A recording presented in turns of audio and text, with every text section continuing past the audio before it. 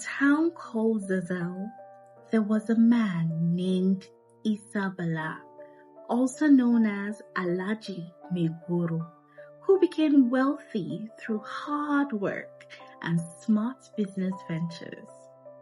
He had a very large family with 12 children, 7 boys and 5 girls. Despite his success, Meguru himself never had the opportunity to attend school because he had to work as a shepherd boy for his uncle from a very young age. Because of his experiences, Meguru believed that education was not necessary for his daughters. Instead, he focused on teaching them traditional household skills like cooking, cleaning, knitting, preparing them to be good wives in the future. All he ever wanted was for the boys to inherit and expand the family business. So they received formal education and were trained to work in the business from a young age. Among his 12 children was Kauna, a spirited and bright 15-year-old who saw the world around her differently. Unlike her sisters, who spent time learning how to cook with their mothers, Kauna preferred hanging out with her brothers. They would chat and joke around, and Kauna's quirky sense of humor endeared her brothers to her, especially her oldest brother, Idris. One Saturday evening, while the boys were chatting as usual, Kauna noticed a book in Idris's hand. It was called Arrow of God by Chinua Achebe. From afar, it seemed like an ordinary book. But up close, the cover was fascinating. It had a blue background with a picture of a sharp arrow piercing a face with very detailed patterns. Kauna couldn't decide if it looks like a snake or an arrow or even a face. It continued to bug her every time she saw it. One day, when Idris left the book unattended, Kauna seized the opportunity to satisfy her curiosity. She quickly took the book to the back of the house where no one could see her. That was her first encounter with a book. One day, Meguru decided to take his children on a ride to the next town. As they traveled, Kauna looked out the window and saw something that shocked her. A group of girls her age, dressed in school uniforms, walking home from school. It was the first time she had ever seen girls going to school. She couldn't believe her eyes. When they returned home, Kauna couldn't shake off the image of those girls. She gathered up the courage to ask her father about it, hoping that maybe she could go to school too. But Meguru shut down the idea immediately. In fact, he punished her for even thinking about it. He firmly believed that girls belonged at home, not in school. Despite her father's strict rule, Kauna couldn't stop thinking about going to school. She couldn't get the picture of those girls out of her head. Every time they passed the school, she felt a longing in her heart, wishing she could just be one of those girls. Determined to see what it was like inside, she began to sneak out of the house every afternoon. For days, Kauna would sneak away unnoticed, her curiosity driving her to keep jumping fences and sometimes sustaining a few bruises. But one afternoon, as she was peeking through a window, a teacher named Miss Godia noticed her. Before Kauna could react, Miss Godia approached her with a warm smile, but Kauna panicked and ran away.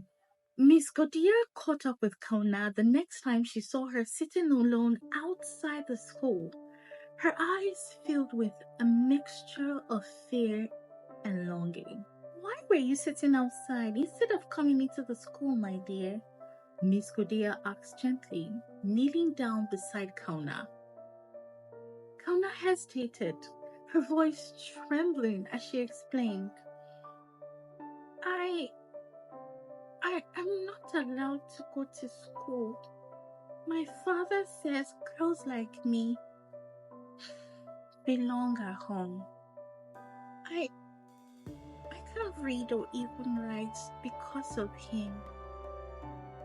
Miss Godia's heart sank at Kauna's words, but she offered her a glimmer of hope. "Would you like to learn?" she asked her. "I can teach you if you want." Kauna's eyes widened with excitement and gratitude as she nodded her head and said, "Yes! Yes, please! I want to learn!" And so, the journey began.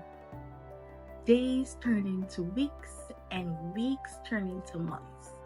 With each passing day, Kauna's confidence grew, fueled by Miss Godia's patient guidance and encouragement.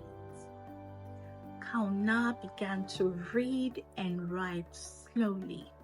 One day, as Kauna was engrossed in reading, or at least she was trying to, Idris stumbled upon her with the book he thought he lost.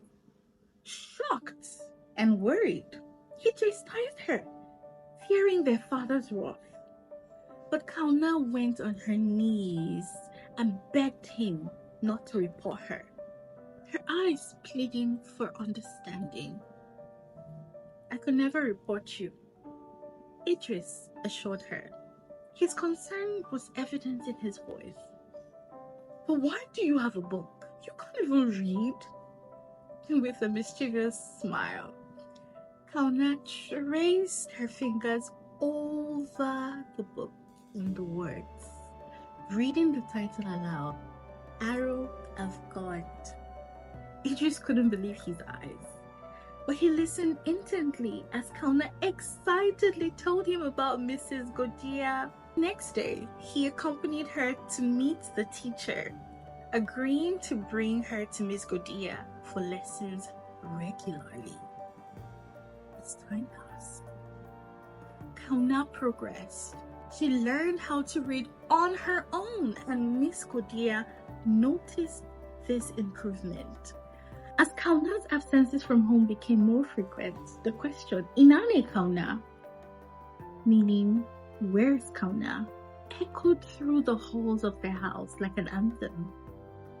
Despite Idris's effort to cover for her, it was getting difficult increasingly to keep the secret from their father. When Megoro returned home from a business trip he had been on for a long time, Kauna found it hard to leave the house, and Idris had to spend more time with their father to supervise the work on the ground. However, whenever he could, Idris was still moments with Kauna, teaching her everything he knew from biology to math and just everything he could think. Whenever their siblings approached, they would begin to whisper, or sometimes even change the topic.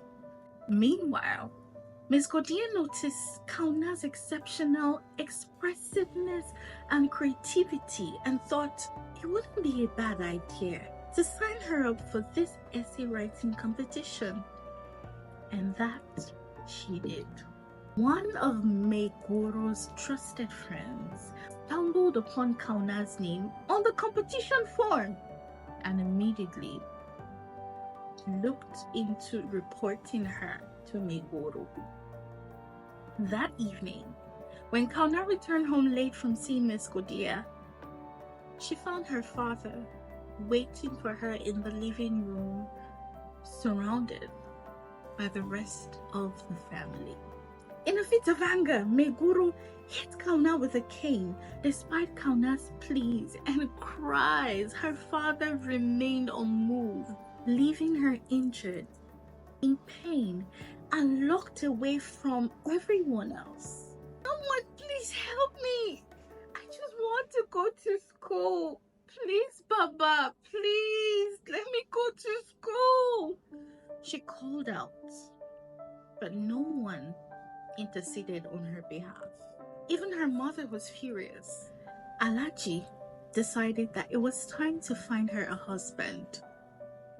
It was time to find Kauna, a 15-year-old, a husband, just as he had done for Nabila, his first daughter, who had dared to defy him. As Kauna languished in her confinement, Miss Godia sought the help of an activist to help free Kauna from this situation. But their efforts were met with resistance and difficulty. Third, they decided to visit Meguru's house to plead for Kauna. But it was futile. Instead, Meguru insulted them, calling them corrupt influences that needed to be rooted out. With Meguru scheduled for another trip, he took Idris along but unexpectedly set Kauna free, announcing to the family to prepare for her wedding. Upon his return, Kauna was placed under strict surveillance, leaving her with little to no hope for escape. In a daring move, Miss Godia managed to reach Kauna's mother and pleaded with her to let Kauna participate in an upcoming essay competition. After an emotional conversation, Kauna's mother, terrified that her daughter would lose her chance to express herself again through writing, she slipped Kauna the necessary materials to write her essay. Alone in her room, Kauna poured out her heart onto paper, expressing herself in the deepest way possible. With her mother's help, Kauna devised a plan to escape surveillance and make her way to the competition venue. As Meguru's trip was unexpectedly cut short, he returned home to find Kauna missing. Rushing to the competition venue, he was stunned to see Kauna on stage, reading, with tears streaming down her face. Her words resonated with emotion, touching the heart of every single person in attendance. As she finished reading, her father, Meguru, remained stubborn, unyielding. Despite her heartfelt words and tears, and even seeing the standing ovation from the audience, he refused to acknowledge her bravery. Instead, he left the venue without a word, showing that he had disapproved. Back at home, Meguru gathered the family and made a harsh decision. He said he didn't want anything to do with Kauna anymore. He cut ties with her completely, saying she was no longer his daughter. Kauna felt deeply hurt, but she didn't give up. With the help of Miss Godia and her mother, she decided to keep pursuing her dreams. She was enrolled in a school and put her all into graduating with the best results. However, Kauna's strength and courage echoed throughout the town and the neighboring areas.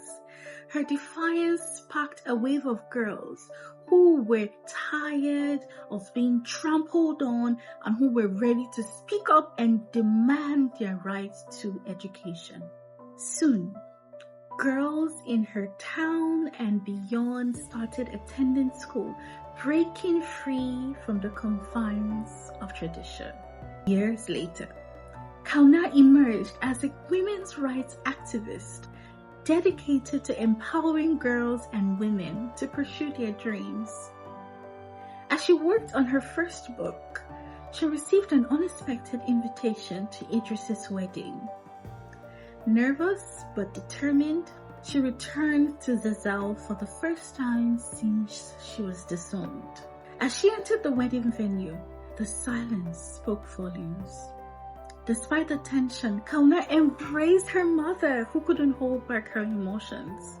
When Meguro saw Kauna, he walked up to her, staring at her eye to eye. Immediately, he stretched out his hand and pulled her into a heartful embrace, whispering, "Kauna, I'm proud of you." Subsequently, Meguro threw a party to celebrate the publication of Kauna's first book, titled "To Be a Woman and Free." It symbolized Kauna's journey to freedom and empowerment. She signed a copy for her father that night, marking a new chapter in their relationship. As the festivities ended, Kauna stood at the balcony and looked at the town in front of her, her heart filled with determination.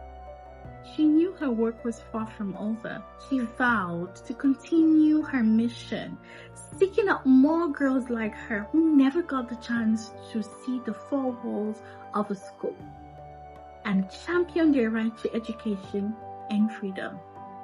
With that, Kauna's courage, resilience, and hope continue to inspire change, one girl at a time. The end.